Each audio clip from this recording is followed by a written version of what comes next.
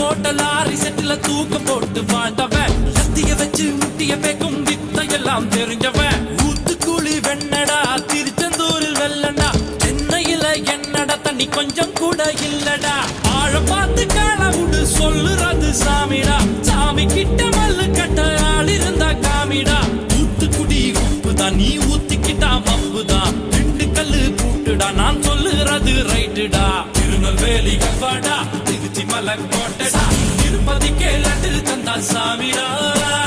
இருட்டு கட்ட அல்வாடா இட்லி கட்ட ஆயாடா உருட்டு கட்ட சத்தம் கேட்டா சாமிடா